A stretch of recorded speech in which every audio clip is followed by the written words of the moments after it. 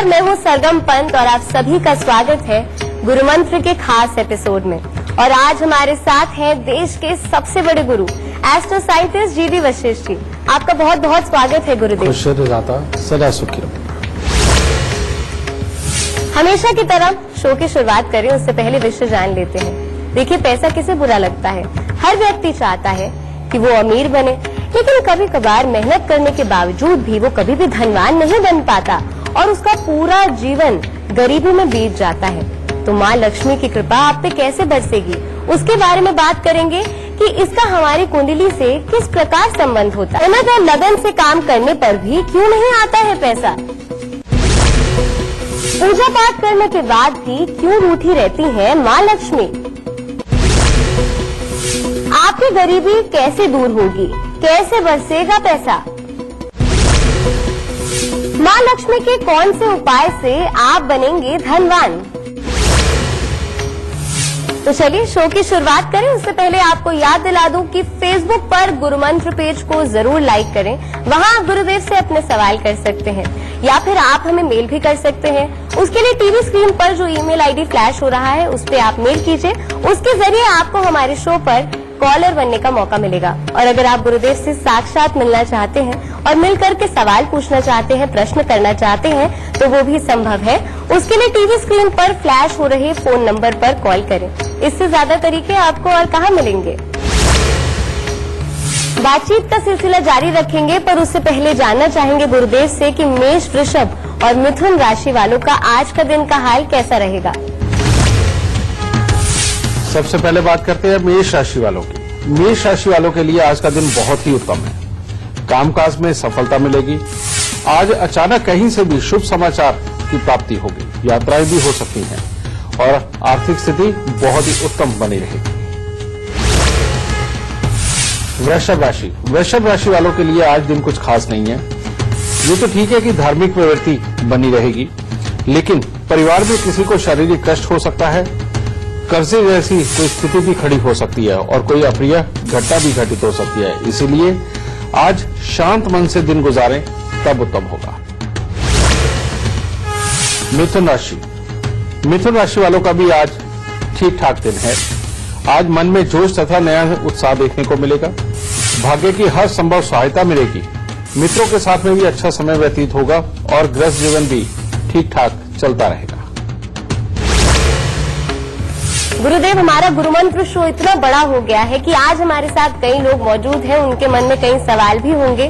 पर आज जिस विषय पे हम चर्चा करने वाले हैं उससे संबंधित पहला सवाल मैं आपसे पूछना चाहूंगी कि हम सब चाहते हैं कि हम अमीर हो, चाहे हम सर्विस सेक्टर में हो, चाहे हमारा कोई कारोबार हो। पर होता क्या है कि इतनी मेहनत करने के बावजूद भी हमें उसका फल ही नहीं मिलता और पूरा जीवन बस गरीबी में ही बीत जाता है। तो ऐसे कौन से योग होते हैं जो एक इंसान को धनवान बनाते हैं? बड़ा इस सवाल का जवाब तो सारे ही लेना चाहते होंगे, है ना। आप माँ लक्ष्मी की जो तस्वीर देखती हो उसमें क्या होता है? उसके अंदर आप देखो कि सेंटर में माँ लक्ष्मी कमल पर विराजमान है। जब हम देख रहे हैं उस वक्त देख रहे हैं कि राइट साइड पे गणपति जी बैठे हुए हैं, वो मोदक सामने रख के बैठे हुए हैं। और लेफ्ट हैंड पे देखते हैं तो माँ सरस्वती, उनकी भी तस्वीर होती है वहीं पे साथ में। पीछे से दो हाथी जो सफेद रंग के होते हैं वो गंगा बहा रहे होते हैं। और वहां नीचे कोई पानी या तालाब तो नहीं नजर आ रहा, लेकिन माँ लक्ष्मी कमल पे बैठे। ठीक है, तो इसका मतलब क्या है? क्या ये स्वरूप ही आपको सब कुछ दे देगा? क्या ये स्वरूप को देखने मात्र से आपकी जेबें भर जाएंगी, या इस स्वरूप को देखने मात्र से ही आप जीवन के अंदर बहुत ज्यादा तरक्की पे निकल जाएंगे? क्या ऐसा होगा क्या? ये तो आप हर दीपावली पे भी करते आ रहे हो, आगे पीछे भी साल के अंदर ज्यादा ना सही तो 200 बार तो ये भी आप करते ही रहते हो, देखते भी रहते हो, लेकिन इससे तरक्की नहीं मिलती। माँ जो लक्ष्मी है, ये समझाया गया, ये चित्र हमें ये समझा रहा है कि सही मायने में हमें करना क्या चाहिए जीवन के अंदर। ये जिस वक्त में ये चित्रों का निर्माण हुआ उस वक्त में इंसान बहुत भोला हुआ करता था। तब ये लिखाई पढ़ाई वाले अक्षर भी नहीं थे ज्यादा, लोगों में साक्षरता नहीं थी, बस कही सुनी बातों से ही वो समझा करते थे, जिसकी वजह से हमारे ऋषि मुनियों ने ये वाले चित्रों का निर्माण करके हमें ये समझाया कि कौन सा भगवान हमें क्या देता है, लेकिन उसके पीछे की वो पूरी कहानी बताया करते थे और बच्चे को ये समझाया करते थे कि अगर इसको अपनाना है तो तुझे ये करना पड़ेगा, ये करना पड़ेगा, ये करना पड़ेगा। अब वो जो बताया करते थे कि तुम्हें ये करना पड़ेगा, ये करना पड़ेगा, ये करना पड़ेगा, बेटा वो तो सारा भूल गए। अब याद रह गया सिर्फ चित्र ही चित्र जो माँ लक्ष्मी का है, बस जिसको देखते ही ना मन में एक उबाल सा उठता है, बस अब तो लक्ष्मी घर आएगी। समझे? ऐसे लक्ष्मी नहीं घर आती बेटा। लक्ष्मी घर पे लाने के लिए जो आज आपको मैं बताने जा रहा हूं, अगर इस चित्र को पूरा चरितार्थ नहीं किया तो मतलब ही नहीं लक्ष्मी आई। और वो तरीका क्या है? सबसे पहले जन्म कुंडली के छठे घर की बात करते हैं, जिसकी कारक मां सरस्वती है, क्योंकि वो राहु का बहुत उच्च का घर है और राहु की जो अधिष्ठात्री है, जो राहु की जो देवी है, वो है मां सरस्वती। सरस्वती का काम क्या है? उनके हाथ में क्या है? वीणा है। वीणा का मतलब आप समझते हैं, यानी कि जिससे भी बोलो बहुत मीठा बोलो, गुस्सा बिल्कुल नहीं करना। तुम्हारे स्वर ऐसे होने चाहिए कि तुम्हारे मुंह से निकला हुआ जो वाक्य है दूसरे को इतना अट्रैक्ट करे, मीठा लगे, उसे अपना लगे। ऐसे शब्द बिल्कुल नहीं निकलने चाहिए जो तुम्हारे बड़प्पन पे घमंड के हों, जो सामने वाले को छलनी कर दे और वो तुझे कड़वी निगाहों से देखने लगे। और अगर ये कड़वी निगाहों से देखने वाला सीन पैदा कर दिया, यानी तुमने घमंड में बोल के सामने वाले को काटना शुरू कर दिया, तो बेटा यानी कि उससे जो तुम कमा सकते थे, जो तुम उससे करवा सकते थे, वो तुम अब नहीं करवा पाओगे।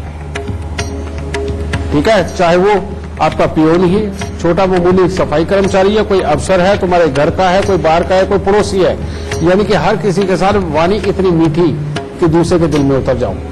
फिर लेकिन थोड़े से चालाक बन के रहो। चालाक बन के कैसे?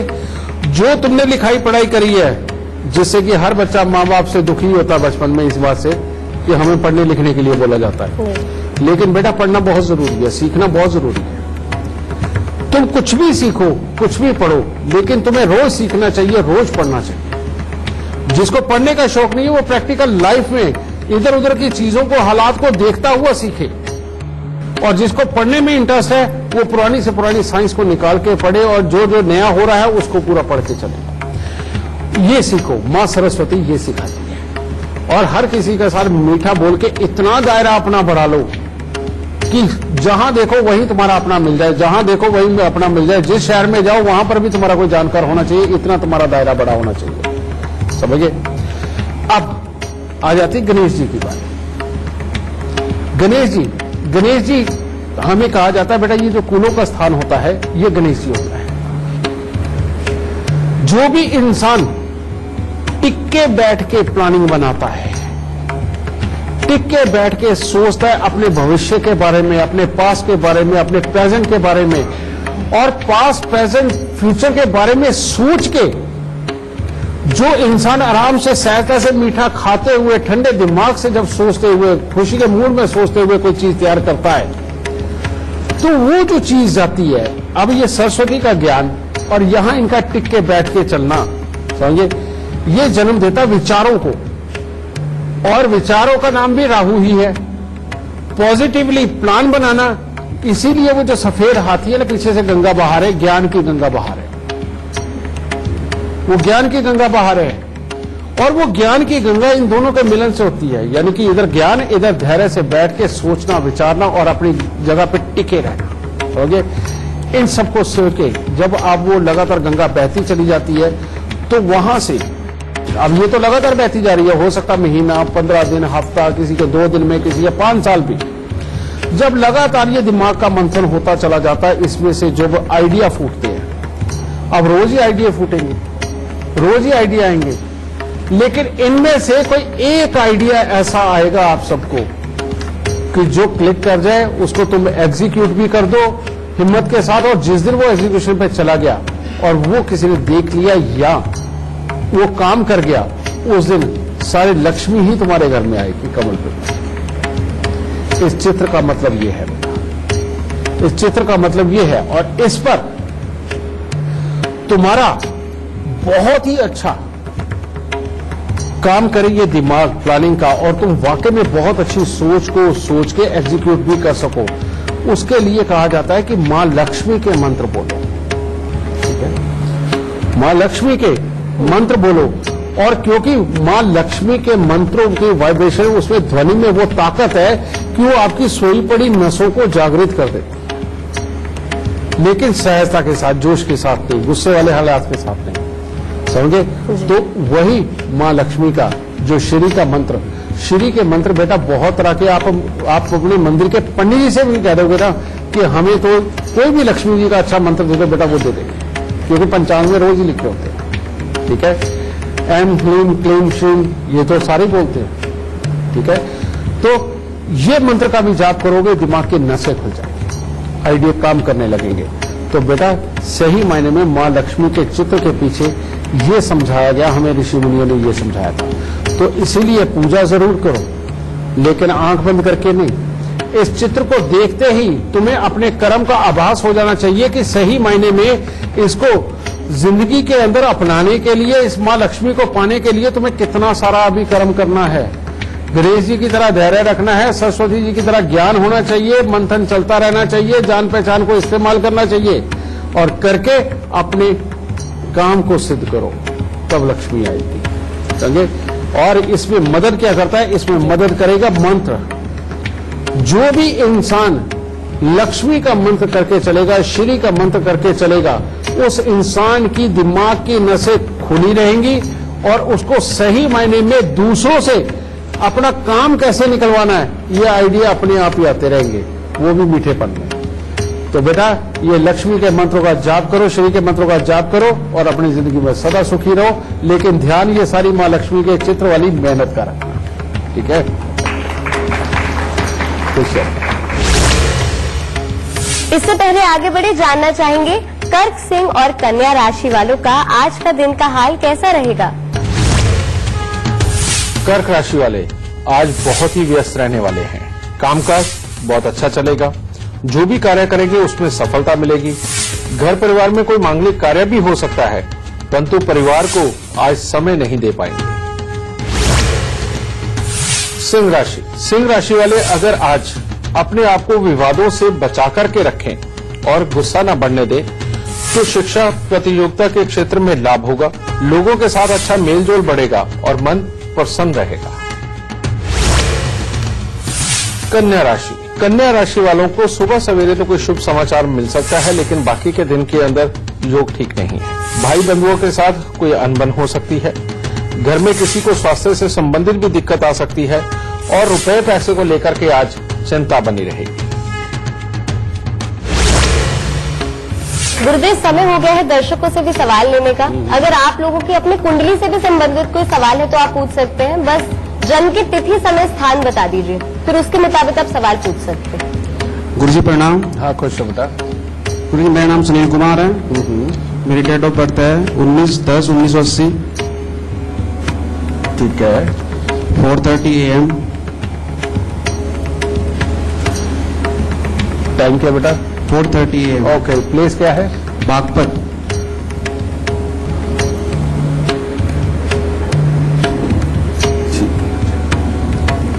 क्या सवाल है आपका? सवाल जॉब से संबंधित है, और मैंने कुछ उपाय भी किए थे।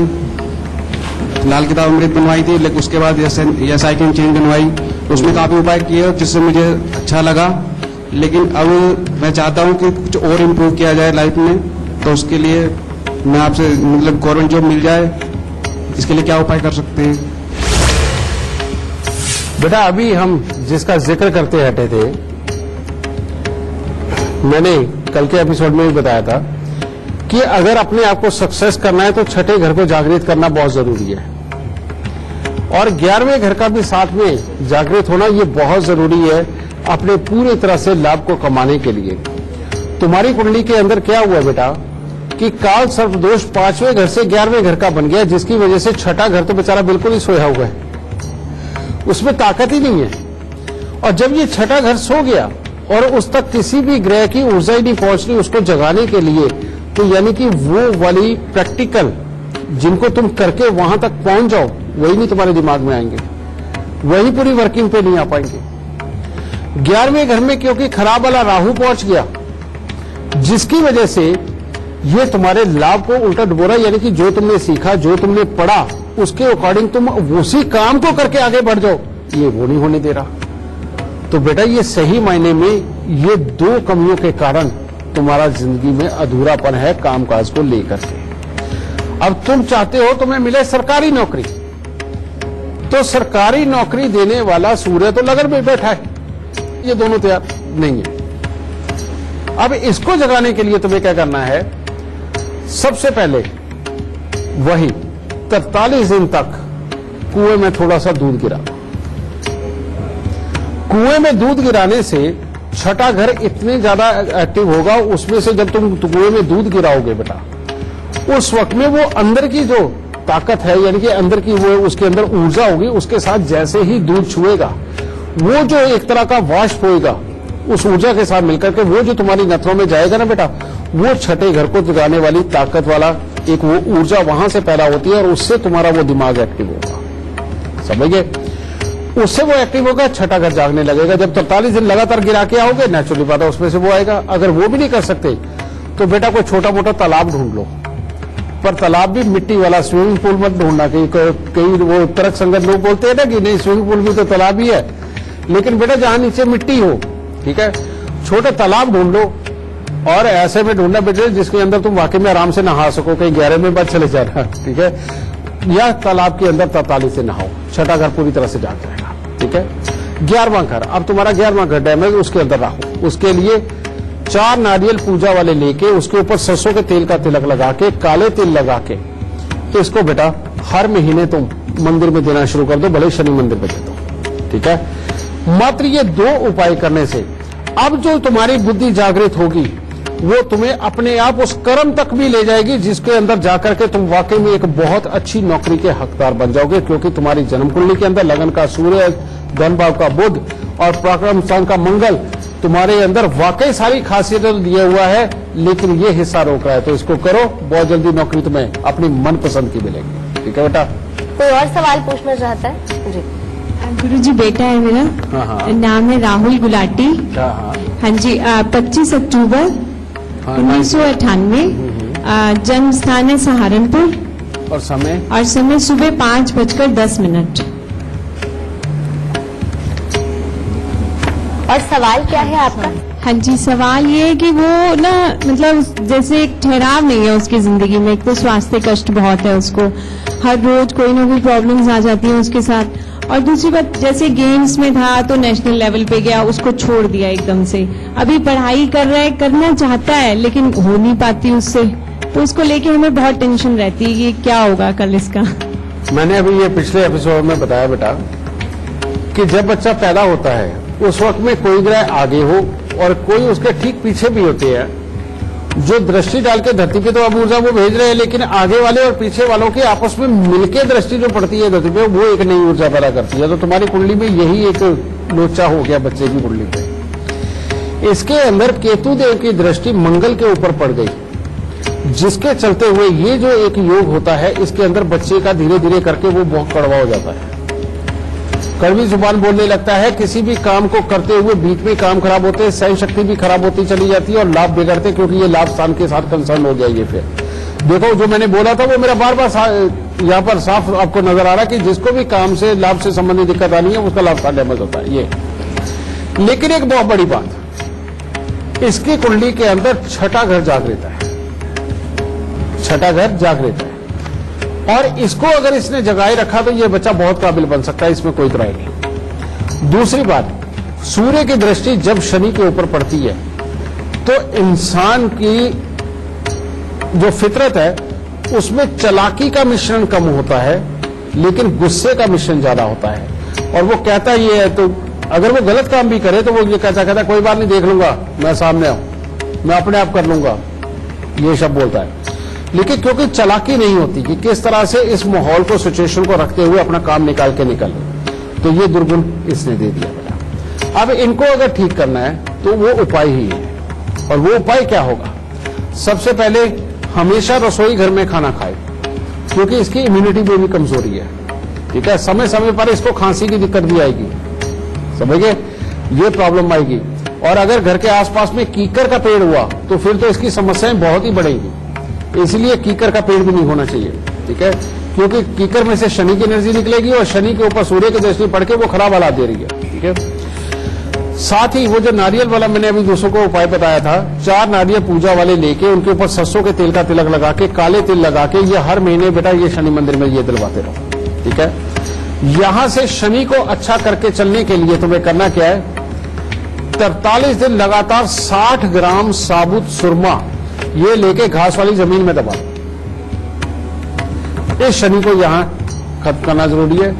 अब केतु को मंगल पे जो दृष्टि डाल के उसको खराब कर रहा है, उसको ठीक करने के लिए जो इसकी मानसिकता में एक पिन्नकबाजी देता है, लड़ाई करने की बहुत ज्यादा देगा, जो दूसरों को कुछ ना समझना वो आदत देगा, इसको ठीक करना बहुत जरूरी है। और ये केतु की दृष्टि मंगल पे पड़ने के कारण ये मानसिकता जन्म लेती है। तो यहां केतु के लिए चूना, 500 ग्राम चूना, 5 पुरानी की काले सफेद कपड़े में लपेट के 43 दिन लगातार जल प्रवाह कर दो, इससे जल भी पवित्र होगा। चूने से हमेशा जल पवित्र होता है, मिनरल्स भी आते हैं, जल भी पवित्र होगा, दुनिया का भला भी होगा और तुम्हारे बेटे की ऑरा भी क्लीन होकर के केतु हट के मंगल पूरी तरह से अच्छा फल देने लगेगा और तुम अगली बार कह दो कि मेरे बच्चे में बहुत बड़ा बदलाव आ गया, मेरा बच्चा अच्छा हो गया। ठीक है बेटा? हाँ बेटा, बिल्कुल कर सकते हैं, खुश हो।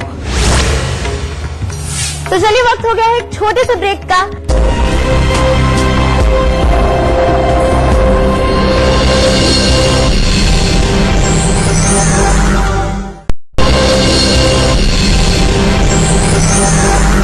ब्रेक के बाद आप सभी का स्वागत है। बातचीत का सिलसिला जारी रखेंगे, पर उससे पहले तुला, वृश्चिक और धनु राशि वालों का आज का दिन का हाल जान लेते हैं। तुला राशि वालों का दिन तो अच्छा शुरू होगा। यात्रा करने की कोई योजना भी बन सकती है या किसी के यहाँ कोई मांगलिक कार्य के ऊपर भी आप जा सकते हैं, परंतु मानसिक तनाव आज के दिन आपका बढ़ सकता है और स्वास्थ्य के प्रति भी सचेत रहना है और वाहन के प्रति तो खास तौर पे आज के दिन आपको सचेत रहना पड़ेगा। वृश्चिक राशि वालों के लिए कामकाज और धन की तरफ से तो आज का दिन अच्छा है, परंतु अचानक बेवजह किसी के साथ वाद विवाद परेशानी का कारण बन सकता है। मानसिक तनाव बढ़ेगा और गृह जीवन में भी कला उत्पन्न हो सकती है, इसीलिए सुबह सवेरे थोड़ा सा जल और दूध भोलेनाथ पे चढ़ा करके दिन की शुरुआत करें। धनु राशि वालों के लिए आज का दिन बहुत ही उत्तम है। कामकाज में हर तरह की सफलता की प्राप्ति होगी, परिवार के साथ अच्छा समय भी व्यतीत होगा और मन में प्रसन्नता देखने को मिलेगी। शुभ समाचार प्राप्त होगा। और किसी का कोई सवाल है तो पूछ सकते हैं। आपका नाम क्या है और जन्म का समय, तिथि, स्थान बता दीजिए सवाल पूछने से पहले। जय माता दी। खुश है बेटा। मेरा नाम मेघना सचदेवा है। हाँ। मेरा जन्म तिथि है 12 सितंबर 1996 और समय है 12:04 दोपहर के। कहाँ का जन्म है बेटा? दिल्ली का।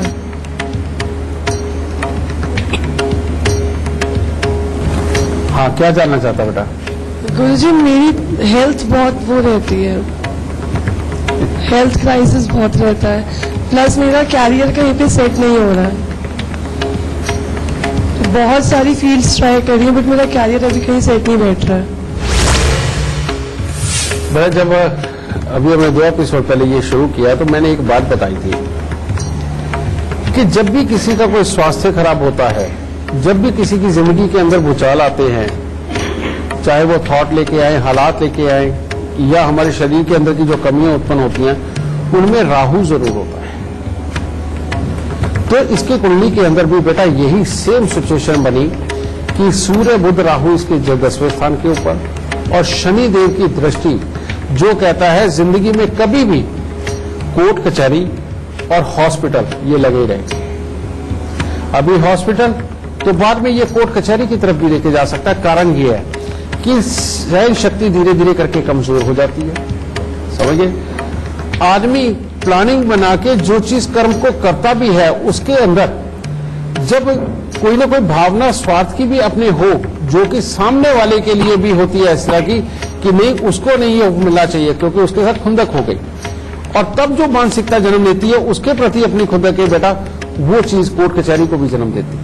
ठीक है, तो ये वाले हालात ये बना गया। और दूसरा एक और योग, मंगलदेव अष्टम भाव में अगर तुम्हारा घर साउथ फेसिंग हुआ, घर के सामने पार्क, मैदान, खाली प्लॉट हुआ, या कीकर, बेरी, नीम या पीपल का पेड़ घर के आसपास हुआ, तो बेटा तुम बार बार अब बीमार रहो और कोई कारण नहीं समझ आएगा, और कोई डॉक्टर पूरी तरह से डायग्नोज करके तुम्हारी एक बीमारी का तो ट्रीटमेंट कर देगा, लेकिन एक के बाद जो दूसरी आने वाली उसका क्या करेगा। ठीक है, ये एक के बाद एक बीमारी ना आए, इसके लिए तुम्हें ध्यान रखना है कि साउथ फेसिंग घर में कभी नहीं रहना, घर के आसपास कीकर, बेरी, नीम या पीपल का पेड़ ना हो, और बहुत बड़ा खाली मिट्टी जिसमें उड़ती हुई ऐसा कोई ग्राउंड ना हो। ठीक है, इसका ध्यान रखना है। और ये शनि और राहु के इलाज को करना बहुत जरूरी है। और वो उपाय क्या है, सबसे पहले 900 ग्राम जौ लेकर के उनको दूध के साथ धो करके लाल कपड़े में लपेट के घर के अंधेरे कमरे में वजन के नीचे दबा के रखो, क्योंकि दूध के साथ मिलकर के जौ में से जो एनर्जी निकलती है बेटा, वो बड़ी जबरदस्त किस्म की इम्यूनिटी देने वाली होती है। ठीक है, और साथ ही 43 दिन जौ को दूध के साथ धोकर उसको जल प्रवाह कर दो। ठीक है, ये पहला उपाय। दूसरा उपाय के अंदर बेटा, हर शनिवार को थोड़ी सी उड़द साबुत को सरसों का तेल लगा के काले कपड़े में लपेट के वो जो डकैत वगैरह आते मांगने के लिए बेटा, तेल मांगने के लिए, उनको दान में देते रहो। ठीक है, काले और नीले रंग के वस्त्रों का प्रयोग तुमने कभी नहीं करना, ये अगर किया तो तुम्हारे लिए बहुत बड़ी प्रॉब्लम हो जाएगी, इसलिए इनसे बच के रखो। और तीसरा, तुमने जब भी मंदिर में जाना है, चाहे गुरुद्वारे जाओ, मंदिर जाओ, जिस भी धार्मिक स्थान में जाओ, कुछ ना कुछ मीठा जिसके अंदर सफेद रंग भी हो, जैसे कोई पताशे, बर्फी, ठीक है, ऐसा कुछ ना कुछ मीठा तुम जरूर लेकर के, ठीक है, ये तुम लेकर के जाओगे, तुम्हारी जिंदगी वाकई में और समझेगी। और एक बात और बेटा, क्या तुम्हें ज्योतिष पढ़ने में भी इंटरेस्ट है? ठीक है, क्योंकि चंद्रमा तुम्हारा बेटा 9वें घर के अंदर जो बहुत ही अच्छे दिल का इंसान बनाता है, और दूसरे घर का बृहस्पति, भविष्य में तुम कोई ना कोई ऐसी विद्या जरूर सीखोगी जिससे कि दुनिया का भला होगा। और जब तक तुम वो विद्या सीखनी नहीं शुरू करती और उसको वाकई में लोगों को लिए इस्तेमाल करके उनका भला नहीं करना शुरू करती, तुम्हारी जिंदगी के अंदर वाकई में जो बहुत अच्छा इज्जत का उठाव होना चाहिए वो नहीं हो पाएगा। और तुम्हारी कुंडली के अंदर ये योग है कि तुम्हारी बहुत बड़ी इज्जत होगी और एक समय के अंदर तुम भी किसी गुरु के स्थान पे हो। ठीक है, तो ये उपाय करो, दाता जरूर सुख देगा। क्वेश्चन। गुरुदेव, हम सब चाहते हैं कि हम धनवान बने, अमीर बने, और अगर धनवान ना भी बने तो थोड़ी सी जो घर की परिस्थिति है वो तो सुधर ही जाए, और उसके लिए कहते हैं कि माँ लक्ष्मी को प्रसन्न करना बहुत जरूरी है। बिल्कुल। और कई दर्शकों का ये सवाल है, अधिकतर लोगों ने मुझसे भी ये पूछा है कि पूजा करते हैं, ठीक है, पाठ करते हैं, मंदिर जाते हैं, और उसके बावजूद भी कुछ नहीं हो रहा, तो क्या कमी हो रही है हमारी एंड से? बेटा, लक्ष्मी को अपने घर पे बुलाना हो जी, तो जन्म कुंडली का तो जो घर जिम्मेवार होता है वो होता है दूसरा और चौथा, क्योंकि दूसरे घर से लिक्विडिटी और चौथे घर से जमा पूंजी ये देखी जाती है। लेकिन इसके बीच में कर्म भी तो बहुत जरूरी है, यानी कि जन्म कुंडली का 10वां घर, छठा घर। ठीक है, अब जिनके यहाँ वाकई में गरीबी रहती है, जिनके यहाँ पैसा पूरी तरह से नहीं आ पाता और बार बार तकलीफें जीवन के अंदर आकर के हमेशा अपने कामकाज को ही खराब करता है और जिंदगी के अंदर आगे नहीं बढ़ पाते, इसका मतलब यह है बेटा कि उनकी जन्म कुंडली के अंदर 10वां घर, दूसरा घर और चौथा घर, इसके अंदर कहीं ना कहीं कमी है। और जिसके भी 10वें, दूसरे, चौथे घर में कोई ग्रह नहीं होते बेटा, उनके साथ में ये समस्या होती है, और ऐसे लाखों नहीं करोड़ों इंसान है।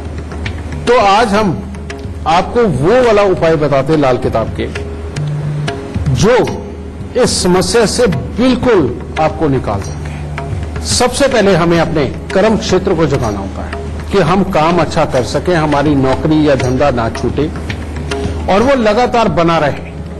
सबसे पहले इसके लिए कर्म करना बहुत जरूरी होता है, और वो कर्म क्या है? 43 दिन लगातार 2 मुट्ठी सौंफ या तो किसी सरकारी संस्थान के अंदर रख के आओ, जिससे कि किसी को कोई नुकसान नहीं है लेकिन वहां की एनर्जी साथ में लेके आएगा, या फिर जहां ये कोई सरकारी भवन की छाया पड़ती हो वहां जमीन के अंदर भी वो दबा सकते हैं। तो इससे 10वां घर जागृत हो जाता है। ये लाल किताब के अंदर ये विद्या को बताया गया है। फिर उसके बाद में चौथे घर को भी जगा लो। चौथे घर को बड़े आराम से जगाया जाता है बेटा। चौथे घर के अंदर सबसे उच्च का ग्रह होता है बृहस्पति। तो 43 दिन लगातार 400 ग्राम चने की दाल लेकर के उसको जल प्रवाह कर दो, जिससे कि चौथा घर जागृत हो जाएगा। और उसके बाद दूसरा घर जो इन दोनों को एकदम से जगा देगा। 10वें घर में भी जो अब तुमने उपाय कर दिया, चौथे घर के भी जगा दिया, अब इससे फल लेना है। तो उसको लेने के लिए 43 दिन लगातार दूध, चावल, मिश्री थोड़ी थोड़ी मात्रा के अंदर ले जाके मंदिर में रखना शुरू करो। और जो भी इंसान अभी पढ़ाई कर गया है लेकिन उसको उसका फल नहीं मिल रहा, काम में उतरना चाहता है, काम का फल नहीं मिल रहा, बार बार नौकरी छूट जाती है, पैसे का फल नहीं मिल रहा, नगद पैसा बचता नहीं, उन सब के लिए ये उपाय अमृतमय होगा। और जो ये कर लेगा उसके घर पर लक्ष्मी मैया स्वयं चल करके आएगी।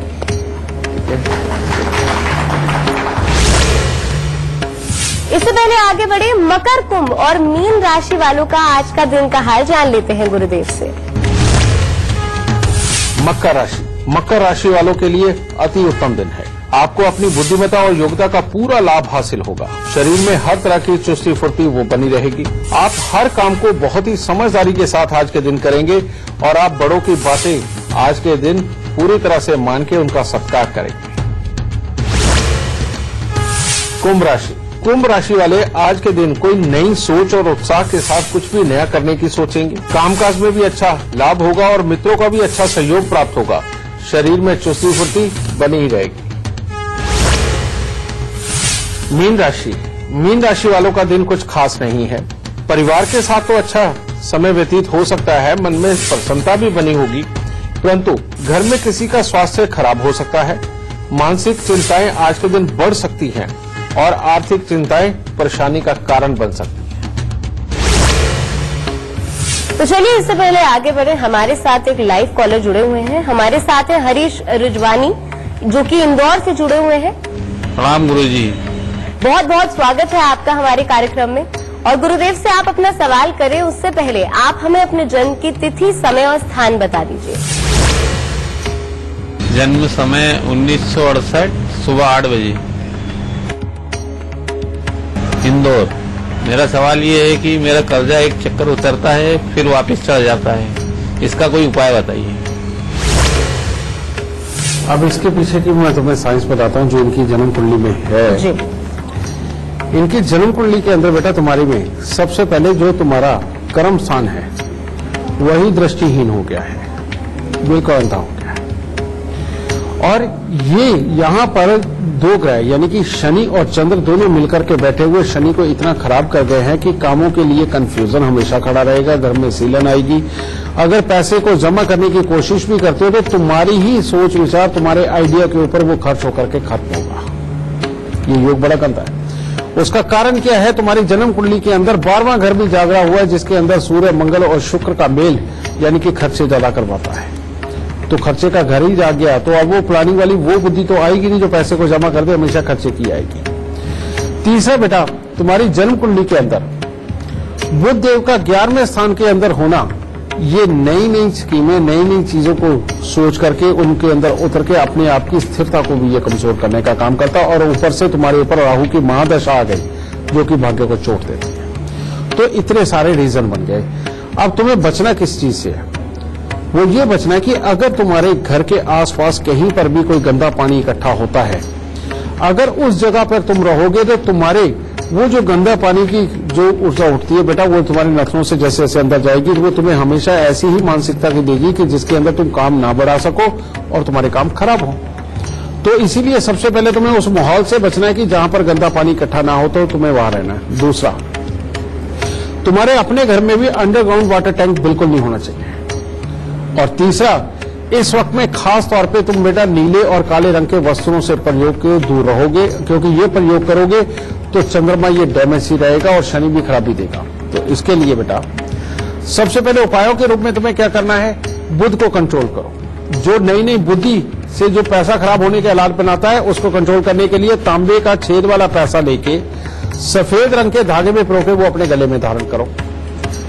दूसरा, यहां चंद्र शनि के मेल को ठीक करने के लिए तुम्हें करना है 43 दिन लगातार तुम्हें सादा पानी बिल्कुल नहीं पीना, उसके अंदर नमक, चीनी, ग्लूकोज, क्रैश, खटाई कुछ भी हो, मिठाई कुछ भी हो, तुम डाल के पियो टेस्ट चेंज होने तक। ये काम जरूर करो।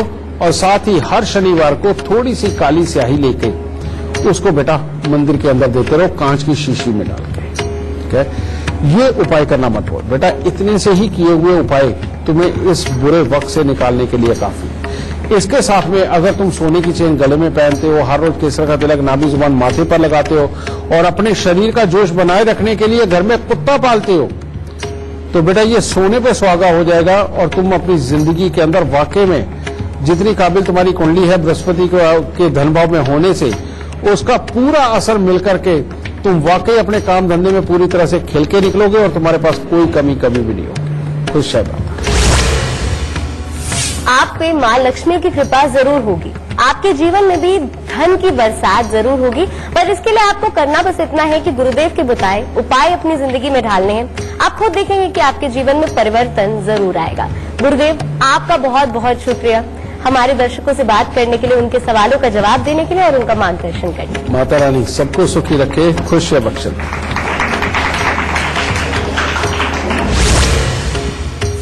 आप सभी का बहुत बहुत शुक्रिया गुरु मंत्र की खास पेशकश का हिस्सा बनने के लिए। तो बस आज के लिए इतना ही, कल फिर हाजिर हो जाएंगे एक नए विषय के साथ। तब तक के लिए दीजिए इजाजत, नमस्कार।